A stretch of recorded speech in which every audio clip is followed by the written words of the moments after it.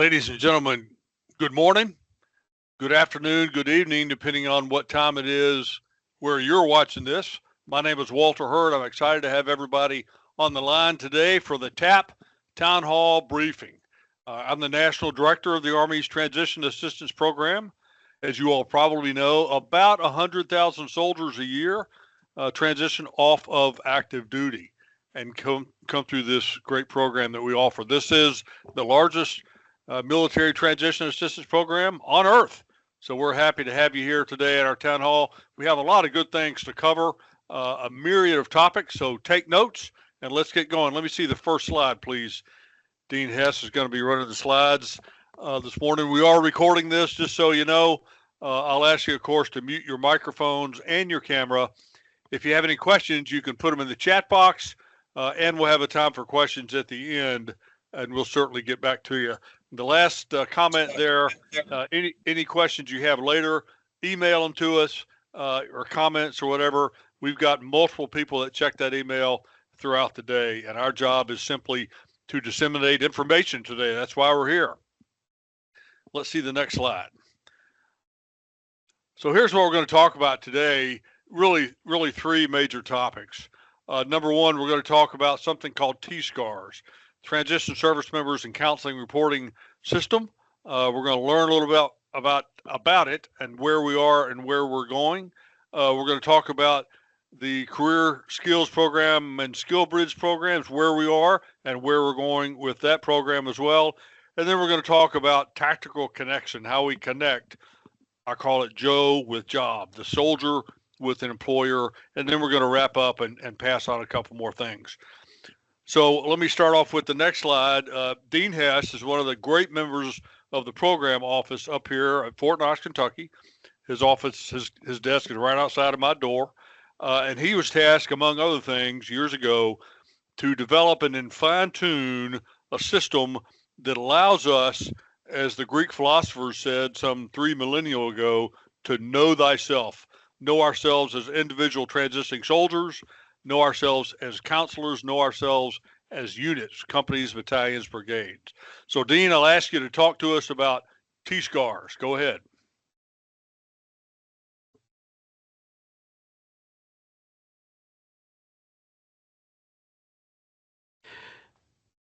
Good afternoon, everyone, or morning, wherever you may be. Thanks, Mr. Hurd, for that introduction to this.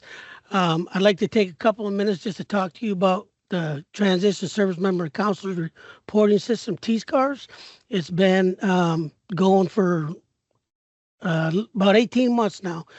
So we're pretty proud of what we've got. We got some work to do, but we're going to continue improving it.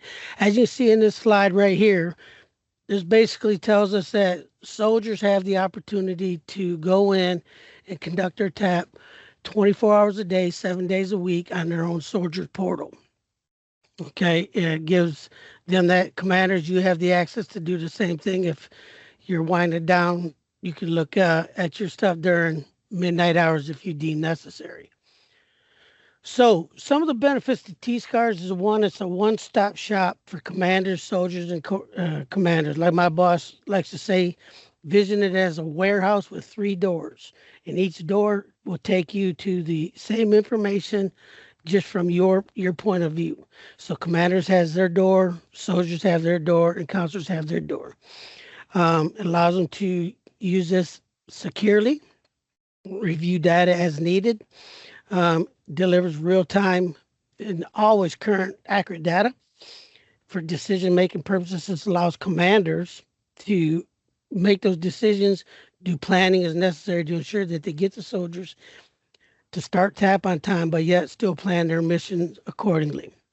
It does send notifications to members of the TAP program as they enroll and they have appointments. They will get an email reminding them of their appointments and classes. And then it provides customized dashboards for counselors, soldiers, and commanders. Now, I'm going to be mainly focusing on the commander's dashboard. That is where you as commanders, sergeant majors, first sergeants, S1s, G1s, that's where you're going to earn your money. And A, making sure soldiers start on time, and B, making sure they meet the career readiness standards. So the first slide I want to talk about is Commander's Dashboard. And I will give you how to access this and request it as we get further down in the slideshow. But here's a quick snapshot of what a commander would see when they request access to the Commander's Dashboard. Your initial piece, your home page would show you, based on your UIC, how many soldiers you've got enrolled in TAP, how many completed their IC, their pre-separation brief, how many no-shows you had in the last 90 days. And then one of the big things for us is the map down here. It lets us know where service members are saying they're returning home to. And we can use that when it comes to our P3 folks, our reserves, and you'll get a little more brief on that later into the slide. So the next one over here to the right, this is where commanders can earn their money. This is the eligibility report. Any service member that is transitioning with an actual ETS mandatory retirement will populate on this eligibility report 730 days from their mandatory separation date. Okay. That way, this gives commanders, lets them know soldiers are in the window. They can start their TAP, and you can plan your missions accordingly. So if you know you're going to the field or doing a deployment, and that service member is going to hit that year mark while you're deployed, you can send them over there early to ensure that they meet that 365 mandated timeliness. And as you see what it does, it provides the dates of eligible. It shows the number of days that a service member has remaining before their separation date. So these ones does not look good. And you'll be able to track that. And then it gives the names, the units, and where they're at with the service member's email. That's the eligibility. This is very key for commanders and first sergeant majors to track these soldiers as they get ready to transition. Again, even if they're going to re-enlist, you still need to get them to start that TAP prior to 365 days. Yeah, two more tabs on here is the TAP progress. TAP progress is key for the counselors, commanders to see where soldiers actually at within the program. If the commander looks at there and sees that the individual hasn't completed all the TAP requirements and is getting down to that 90-day mark that they're required to meet for capstone, they can get him or her over to the TAP center and make sure that they meet the career readiness standards. Again, they need to start TAP no later than 365 days. To the right, this is a compliance report. This is when soldiers went through the TAP program, they have now separated, and they've received their DD-214. All right. This is going to tell them and tell us whether or not they were compliant with the CRS or were they timeliness. And this is what we report up to higher level, all the way up to chief of staff. So we take this information, determine our compliance report, and send those percentages up. Commanders, once the service member gets on here, you can't help them. They're already out of the Army. So your goal is to monitor that TAP progress, ensure that those service members get over there to the TAP center and meet those requirements. Two more slides in here, and these are all drop downs that you will be able to see. One is a career skills program. I'm not going to get into depth with that because you'll get that in the next briefing. But this basically allows us to track service members as they begin their CSP requests all the way through to receiving interviews and jobs. All right. And then appointment classes. This lets you know as a commander, you can review this and see whether or not soldiers have showed up on time, met their classes, or whether or not they're canceled. So a soldier tells you that they have a meeting class at the TAP center, and next thing you know, you see them on this no-show report. You can ask them why they're on a no-show and not over where they said they were. And then I always want to quickly go over this. This is in the counselor's dashboards, the warm handovers that we identify as risk that a service member still needs. And the reason why I put this in here is one, so you know that we are tracking warm handovers for your service members, and that will be annotated on those 2648s that you have to sign upon completion of capstone. So this is just to let you know we do track it. It will be on your 2648 and the reasons why and who we turn them over to, VA, DOL, or Military One Source, based on their need.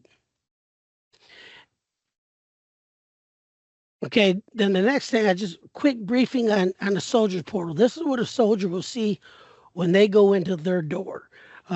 First thing they're going to do is they're going to see their registration information. They will be able to update this if something's not correct. All this information right here is pulled from IPSA. So if their data is not correct, they may want to talk with their S1s or someone to try to get that information corrected. And then the biggest key to the soldier portal is this right here. This is your transition goals. What it does is provide you a bar chart to let you know where you're at within your TAP timeline and the progress that you've completed all your career readiness standards, to include your track selection. Every soldier has to select a track and where you stand on that. To the right of that, it'll also let them know how many days they've been enrolled in TAP.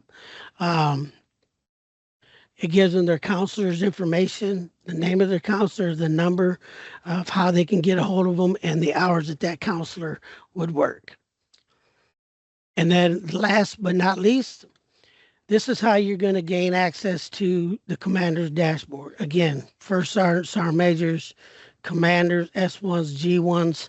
I highly encourage you all to request this access to get in there and view it. But you're simply going to put in a help ticket through ASMP. And when you do that, you are going to provide the highest UIC, parent UIC that is within your installation. So for example, if you're a brigade commander, you're going to put that brigade UIC in there, and then all your children would fall under that, and you will be able to see all the way down to your lowest company within your brigade where your soldiers are at within transition. That is T-SCARS in a quick nutshell. Again, if you have any questions, feel free to reach out to me, and I'll be happy to answer them. I'm going to turn this back over to Mr. Hurt. Thank you, Mr. Hurt. Hey, thank you, Dean. Great summation. Let me just hit a couple of those notes. First off, T-SCARS, he talks about the commanders, the three doors, the commanders, the counselors, and the soldiers, three doors into the same warehouse full of data. When we say commanders, it's commanders or designees. I don't expect a brigade commander to be in here. I do expect a brigade S1 to be in here, and so on up and down the chain of command. So this is great stuff. Wear it out. Wear it out. If you're not signed up, if your unit's not signed up, get signed up. This covers both active, reserve, and guard, all compos. If it says U.S. Army on the name and you're transitioning and getting a DD-214, you need to be in this system right here. And I tell people, TAP is like PT. Dean talked about the timeliness. We track how many when soldiers go and how many of them start on time. TAP is like PT. You got to start it early. You don't wait until a couple of weeks before a PT test and start doing push-ups 8 hours a day. You do a couple of minutes a day for a year, and then you're ready to go come PT test time.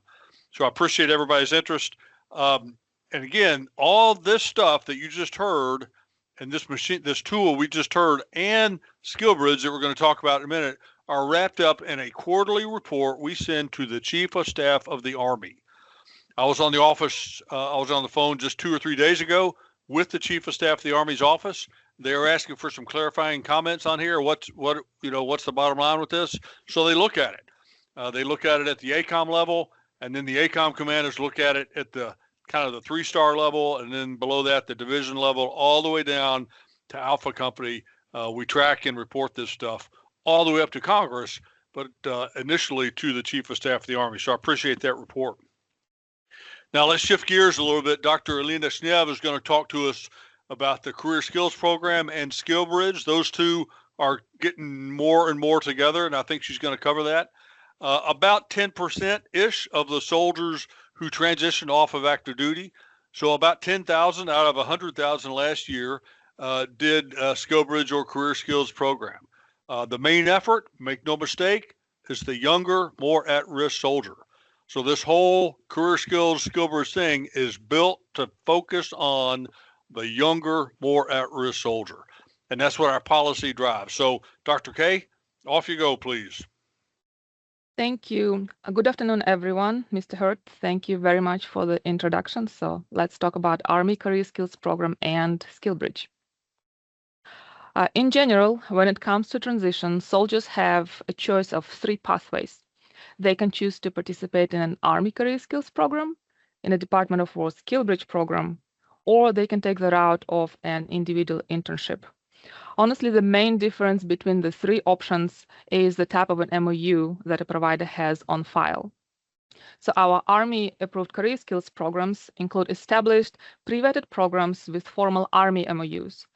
The majority of those programs are located on an Army installation, so they make for a great, straightforward option for those soldiers who choose to stay on an installation they're currently at as they transition. The SkillBridge providers will have an MOU on file with the Department of War. So in general, both Army CSP as well as DOW SkillBridge include a variety of industries such as IT, energy, manufacturing, you name it. Now, individual internships are something very unique, and this is when a soldier can go ahead and find their own program of choice. So individual internships will not have an MOU on file with either the Army or the Department of War, and we require a legal review for every single individual internship if you find one and choose to participate in one. Now, regardless of which program you choose to participate in, soldier eligibility remains the same. Soldiers must be within the last 180 days of their active duty status, and they are expected to transition with a characterization of general discharge under honorable conditions. Just like Mr. Hurd mentioned earlier, commanders are advised to focus on our at-risk soldiers. So mostly those are our junior enlisted soldiers or first-term enlistments. And this program is for active duty soldiers only. So our spouses and veterans are more than welcome to search the available SkillBridge and CSP opportunities. However, we do not require any additional paperwork from them. We do not track any data for them, and they can pursue this internship opportunity on their own. All eligibility requirements are outlined in our AR 600-81. And we've recently actually updated the AR. So if you go to the APD website, the Army Publishing Directorate, you can find the most recent version from March 25, 2026. And the majority of changes were actually around SkillBridge and CSP. So if you look at Chapter 5-4, Career Skills Program and DOW SkillBridge Program, you will see that it now contains the 3-rank structure by rank that was introduced earlier last year. Oh, there we go. Sorry, I gained control back. So according to our 3-category structure by rank, we now prescribe a certain amount of days that a soldier is authorized to participate in the program based on their rank, as well as we prescribe a specific approval authority based on the category that you fall under. So we have an 05 approving category 1 participation packets, we have an 06 approving category 2, and general officers approve category 3 CSP and SkillBridge requests. Ultimately, CSP is a commander's program. This has not changed, and commanders are ultimately responsible for soldier participation as well as maintaining daily accountability of the soldiers as they are in this program. Dean, I apologize. Dean, could you please check if you have control of the slides and click next? I lost control. Thank you. So commanders are also the approval authority for administrative absence, so they must ensure that everything is submitted correctly in the IPSA system of records. And commanders are the ones who can release soldiers from daily duties, as well as call them back due to military necessity or any other reason that they see fit. Overall, like I said, CSP and SkillBridge are commanders programs, so please refer to the local command policy letters to see if there are any additional guidance that your command put out when it comes to participating in these programs. Next slide, please.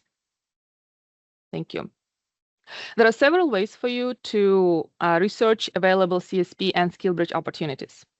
One of the best ways is to look at the CSP and SkillBridge websites. We have actually recently updated the CSP website, and a quick shout out to my income counterpart, Mr. Tom Velez. Thank you, Tom. And as you can see, we now have a very easy to use search tool on the CSP website. So you can search CSP programs by location, by your rank, by keyword, or by industry. The SkillBridge website has also been updated, but it provides a more broader search of all of the available options. SkillBridge currently has over 4,000 programs available. So if you're more interested in your local providers that are at your garrison, feel free to use the CSP website, as you can literally do that targeted search to see if there's anything local available to you that you might want to participate in. Next slide, please. Thank you. Another way to learn more about the CSP and to look potentially or speak about different programs available is the TAP Virtual Center. As many of you know, the TAP Virtual Center has been offering TAP support since it started. However, as of March this year, TAP now also offers full CSP support. CSP counselors are available 24 hours a day, 5 days a week. And this is where you call or email to schedule your mandatory CSP brief, as well as to ask any questions and to ensure that your CSP packet is processed correctly. Now, on Monday, we released a new MILPER 26-175. And with that, all CSP packet processing, approval processing is now done via IPSA. We received several questions here at our office, as well as calls on where do I get the brand new Income 45 one-page form that is a requirement for your CSP packet when you submit a CSP PAR. Please reach out to your CSP counselor. CSP counselors are the best source of information of the most recent forms for your CSP packet. Additionally, the CSP brief has been updated as of this week, and we are now briefing the IPSA process. So if you've taken a brief recently, feel free to reschedule and take it again if you'd like to learn more about the IPSA process, or give your CSP counselor a call and talk to them. Next slide, please. Finally, we have a fantastic opportunity coming up later this year for you to search and actually speak to the CSP and SkillBridge providers. We are hosting the very first National Virtual Connection event on July 21st, 2026, together with Recruit Military, and this event focuses solely on the CSP and SkillBridge program. We will only have approved CSP and SkillBridge providers at this event. It is free for all soldiers, as well as other services, but you must register for the event to participate. So please follow the QR code that you see on the slide to register for the event, to make sure you have an account and you can log in on July 21st. And what's going to happen is we'll have several rooms, separate rooms set up for each of the providers. You can go into the room, you can talk to the provider, you can see what opportunities they have available, potentially what positions they have available, and just learn in general more about the SkillBridge or CSP programs that they provide.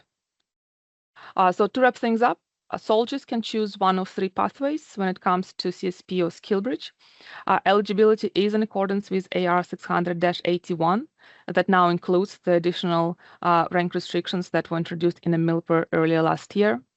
And you can utilize one of the websites or this National Virtual Connection event to search for the available programs. And finally, any CSP questions, feel free to email us. We'll have a POC slide towards the end of the presentation, or connect with your CSP counselor if you have not done so yet. Back to Mr. Hurd.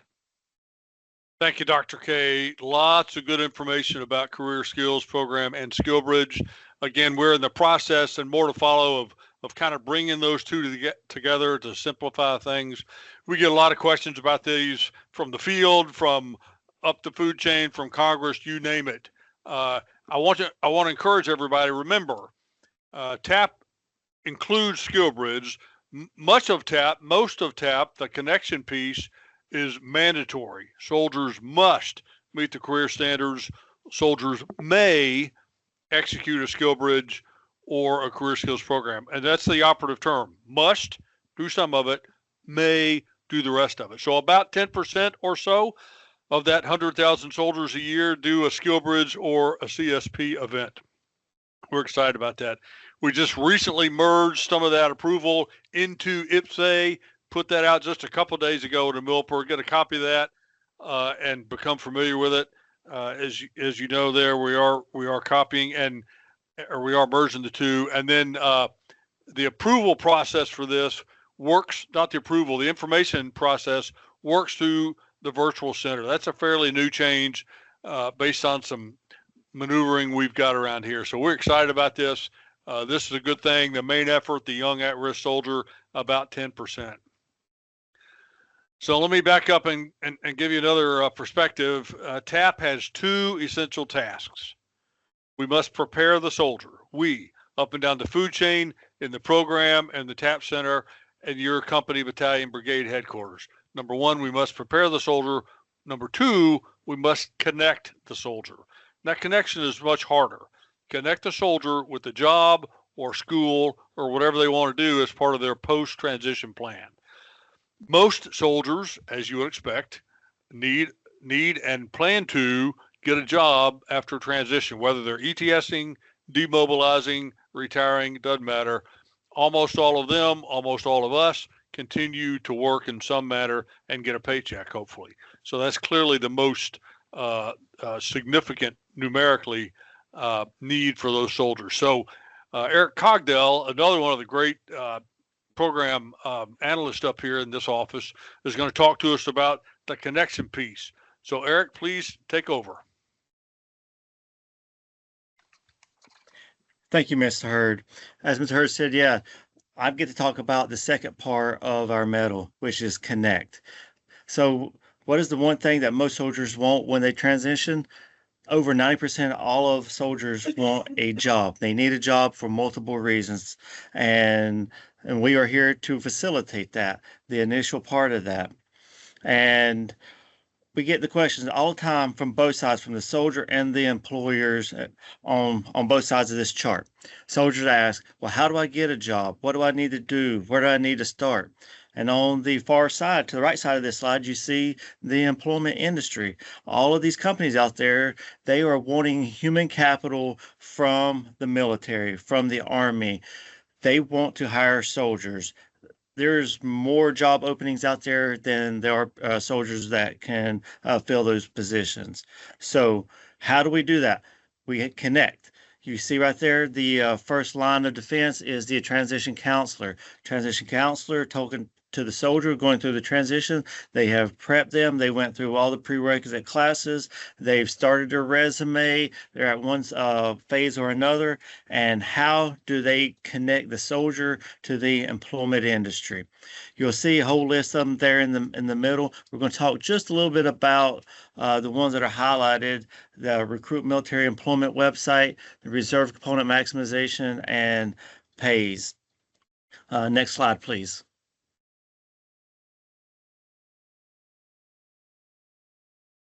So I just want to talk briefly about these four partners here for connecting. About 6 years ago, the Army partnered with a company called Recruit Military.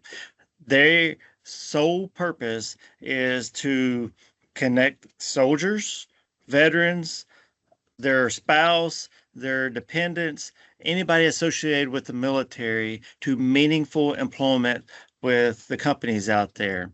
So we've contracted with them 6-7 years ago. Been a wonderful partnership, and they do everything from in-person hiring events at the TAP centers to virtual ones. They have their own ecosystem, virtual system. We just had the National Virtual Hiring event yesterday. Phenomenal opportunity for soldiers to get, if they want in person or a virtual hiring means, to go to this one website. You see the QR code. You can take a picture of that and go to it, or just Google Recruit Military and you can go there. Our next partner right underneath them, P3, private-public partnership. This primarily works with the Reserve. They have employment specialists that work for them, and they are spread out through TAP centers, the larger TAP centers, and throughout the whole United States. So how does a soldier connect with one of these employment specialists with P3? That's where we have our communication, coordination, collaboration between the TAP counselor and these partners here. And the same with all the partners, but it's all about the collaboration and coordination between the soldier, the transition counselor, and one of these partners. We have PAYS. PAYS is a government program. Used to be just for the only recruiting side, but now they saw the need that we have and the soldiers that are transitioning. They work from the day you join the Army to the day you transition out of the Army. And what PAYS is, they offer guaranteed interviews. So they have hundreds, if not thousands, of employers that work with them. When you join the Army, you can go and register, or when you're actually transitioning, your counselor will work with you and registering under the PAYS website, so you can look, see what employers are out there within what communities and what jobs are available, and get you some interviews like that. So the Reserve Component Transition Assistance Advisor Program. This program was put into law a little over 10 years ago. And this provides multiple things of assistance, pretty much post DD 214. So we like to, on our side, we say pre DD 214, you're doing all your transition. Then what do you do if you still need transition assistance when it comes to employment after you've left the Army? So you can work with P3 and TAA to assist you, and they will provide the employment assistance with that. All four of these partners here have unique things that they can offer.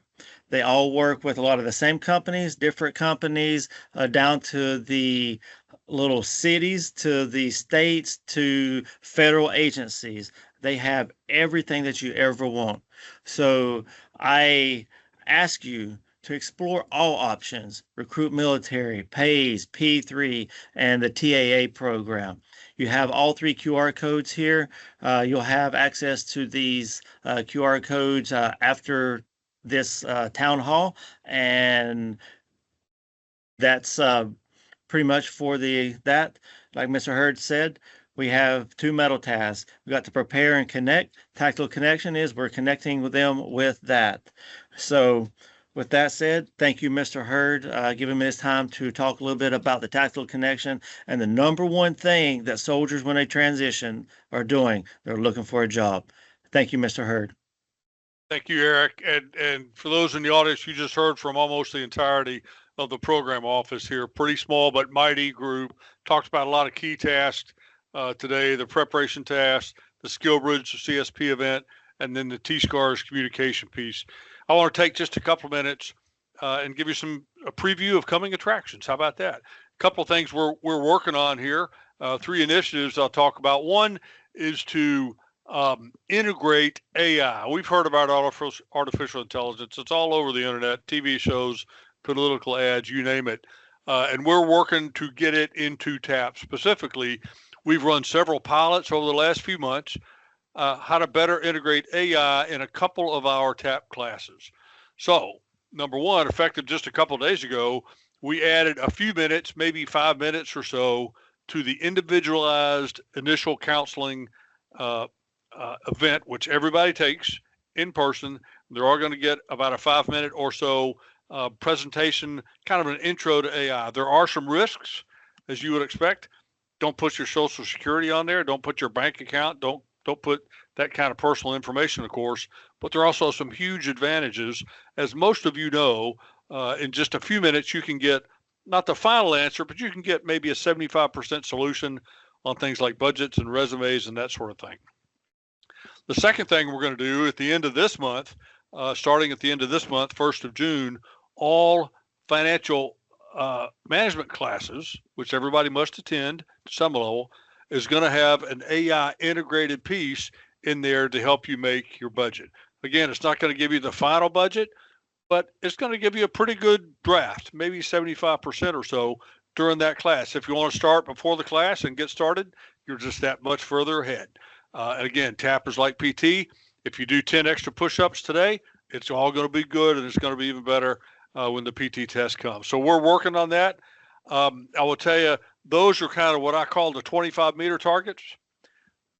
The 1,000-meter targets that we're really working on ultimately is an AI-focused initial assessment, so that Joe comes in, puts in their CAT card, answers a few questions. Where do you want to live? What do you want to do? That sort of thing. And then the machine scoops all of their data that the federal government already knows in their Army records, in their high school records, in their police records, you name it, and then identifies the risk for that soldier going to that town with that career path. And then we then tap for that soldier in that town in that career path. So we're not there now. It's a 1,000-meter target, like I said. We're working with some AI contractors, I guess. We're working with the Army Research Institute, and we're pretty excited about that. That's where we're going, and that's going to be a good thing. Second thing there, synchronizing efforts. You all know there are a lot of moving parts in the TAP world. We've got all three components, of course.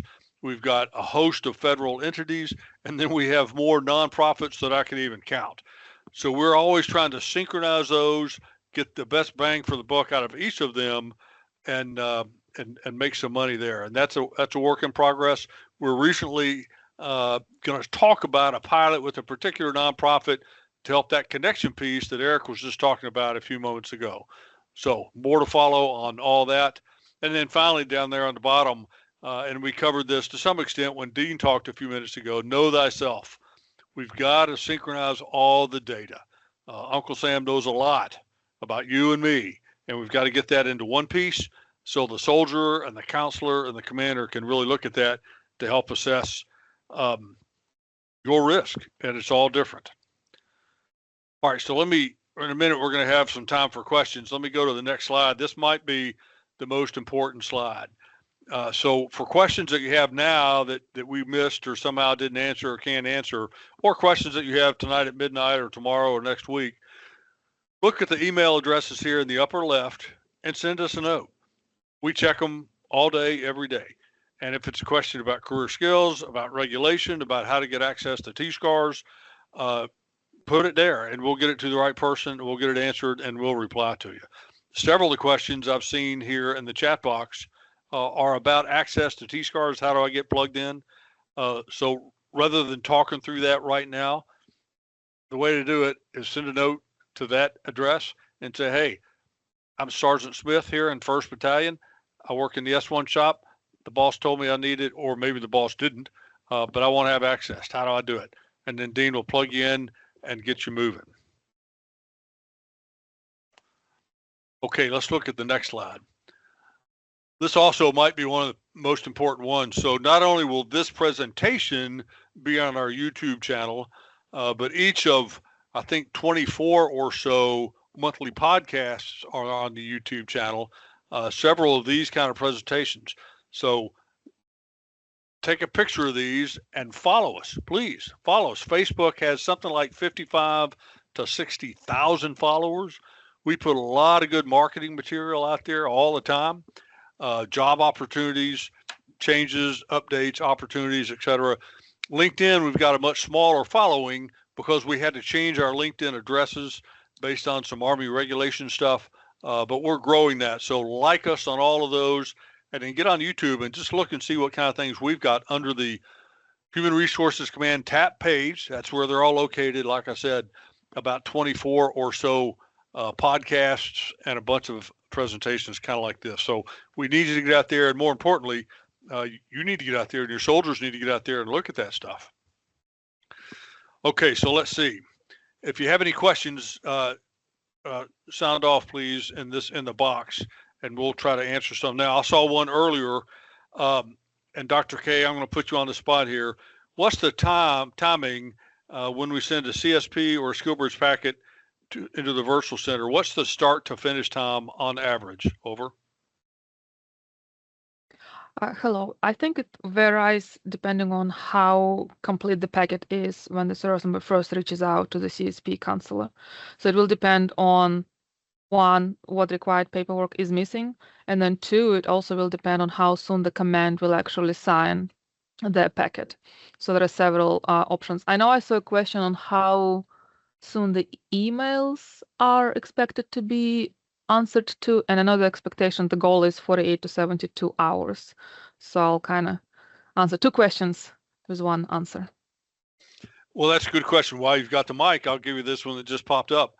Individual inter CSP option. What's going to happen with that? Thank you. We do not have currently a timeline for that. However, that is pending policy. As soon as we have an actual in-writing policy from the Department of War, we will release Army guidance then. But we do not have a timeline at this point. Yeah, that's a good question. So again, the Department of War is changing their policy on SkillBridge, which will impact CSP. We got a pretty good idea what's coming. Don't know for sure, and it'll be at least a couple of months. When a new change does come, we're going to have some kind of a grandfather clause. So if you're in the middle of a CSP that somehow doesn't make it to the next SkillBridge, not to worry, finish what you're doing and that sort of thing. The key with these, both individual and CSP and SkillBridge, really, like everything else in TAP, early, and make sure the packet is complete. We've had packets coming in on a Friday saying this starts Monday morning. Is it approved? Well, you know what? Probably not.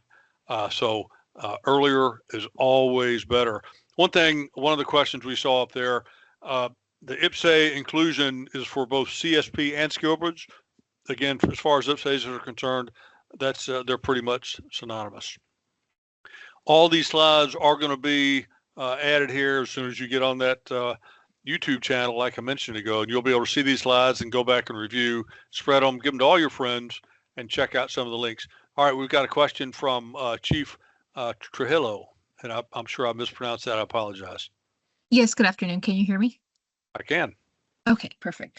My question is, again, back to SkillBridge or CSP, and if we're currently have one in the process of getting signed, and then today the new message came out with the refined kind of process, do we have to then move what we're doing now and go to that refined process, or can we continue to process what we have in place already? Because I have the IMCOM 45 already signed, and I'm going through the legal review now, and so I'm kind of like out of sync. So I just need to know, where do I throw my packet in there? Can I go ahead and take it, Mr. Hurd? Please do. Yeah, thank you. That is a fantastic question, ma'am. And number one, I already said that, but please make sure that you talk to your CSP counselor. They are really close to us, and we work very close with them when it comes to situations like that. Number two, we do have a grandfather clause, and if your IMCOM 45 has already been signed and approved by your command, then you can use that IMCOM 45 going forward for this packet. What was your question about the IPSA processing? Yes, it was. Thank you. I just wanted to make sure I was following, I guess, old protocol. I would just continue to process my packet that way. Okay, thank you. Yes, ma'am. Yes. And if you have any more questions, you can also email me. Thank you again. Hey, the key to success there, and Alina Dr. K just mentioned it. If you have any questions now, or a week from now, or 6 months from now, send it to the email that we just had up there a minute ago, and we'll answer it. That's what we do. We identify policy, and then we clarify policy in question. So we do this event, town hall, about once a quarter, and that's Army-wide, la-di-da-di, everybody. And then we do internal to TAP centers about once a month. So we communicate a lot with the various TAP centers, and of course that's your local go-to what's going on in TAP reference. So we're honored to serve you. I'm certainly honored to have been a part of this program for the last 16 years, and we've helped a lot of soldiers. I'll give you just a couple of takeaways. The earlier you start, the more likely the soldier is going to be successful. Therefore, the later they start TAP and thinking about it and processing it, the later they start, the more likely they're going to fail in their post-transition initial plan. The key to success to all that is leadership involvement. Commanders, first sergeants, ask those questions. Whether you're company commander, battalion, brigade, corps, division, corps commander, ask the questions. What's your plan? What are you doing? Do you have a resume? There's really 3 questions that need to be prioritized as soon as possible. In fact, as soon as you come in the Army would be optimal. Prioritize them. You don't have to answer them, but prioritize them quickly. And the questions are, where do I want to live? What do I want to do? How much money do I need to make? One of those is more important than the other 2. Whichever one that is will drive your entire decision. Where do you network? How do you prepare for it? Who do you talk to? So ask your soldiers those questions. Ask yourself that question early. I appreciate your time today. Continue to type questions here, and we'll have somebody online that can answer. And if you don't get something answered, send us an email. I appreciate all of your interest. We've had over 200 people online today, and then we'll see even more than that as we get reviews or as we get I'll call them reruns on YouTube. So thanks each of you for your interest. God bless you all and have a great day. Thanks, Mr. Hurd. There was a couple of questions that was posted up earlier in the chat regarding T-SCARs. This was initially introduced back in January 25 when T-SCARs went live.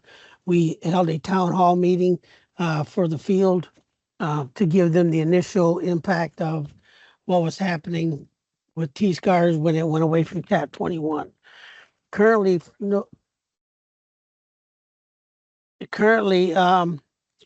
with the access to the soldier portal, currently a service member has to have an Army 365 account. We are working with Microsoft to try to resolve that to where anybody with a .mil email address or with the new My Authorization coming out to be able to access it. If a service member cannot access the soldier portal, they need to go to their local TAP center or call the virtual center, and where they will get proxy registered and then carry on through their TAP program. And then soldiers will get access to their portal upon registration and completion of their IIC. So once they complete their IIC, the soldier portal will open up, and then they're going to be able to track their information from there on out. And then Elena, a couple questions in there. Have you seen them? I do, thank you. Okay. So the first question is, will ETPs for CSP and SkillBridge be processed within the IPSA process? That is our goal. However, as of right now, the ETPs will still be processed how we've been doing it for the last year. So once you have your PAR approved, that will be a part of your ETP packet, and that is what you will send to our office to the email that we shared earlier today. If you do not have guidance on how to submit an ETP, feel free to send us an email, and I'll send you an updated checklist. But as of right now, the ETPs will remain processed the same way we've done it for the last few months. Submission in the meantime for the individual internships, yes, there is currently no change to the current policies. So individual internships are still authorized, and you can apply to participate in one. How can I be added to the calendar and invite to the TAO Townhall? So far, I believe, Dean, please add to this, but I know we've advertised the TAO Townhall via TechSense, as well as it has been posted on S1Net. So that is one of the best ways to follow any events that we host. Dean, do you know how else we advertise that? Facebook, our social media sites? Yep. We also posted out there on our Facebook page, our LinkedIn page, as well as HRC's Facebook page, depending on what kind of campaign we're doing. So there's many ways to identify what we got going on out there. Join us, like us, and we will keep you informed.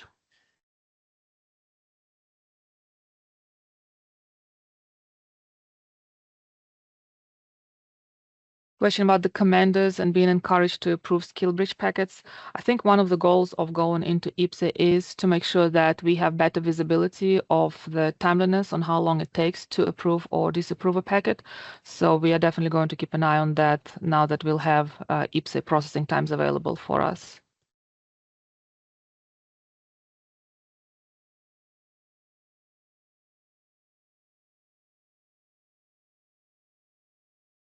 So the MedBoard process is a very interesting question, and First of all, please reach out to the Medcom command. I think Mr. Moore was actually on the line today. I'm going to put you on the spot. You do not have to reply. However, they do have a very good process as well as Medcom CSPs that are available for certain personnel going through the MedBoard process.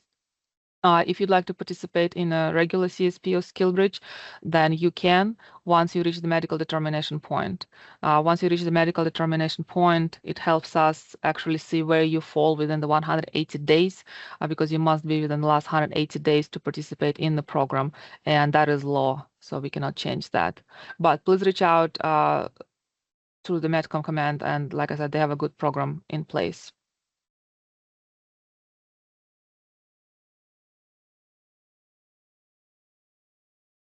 So I think, team, it looks like we answered all the questions. Again, folks, if you do have questions or concerns, please reach out to us at one of those websites. We'll be happy to get them to you.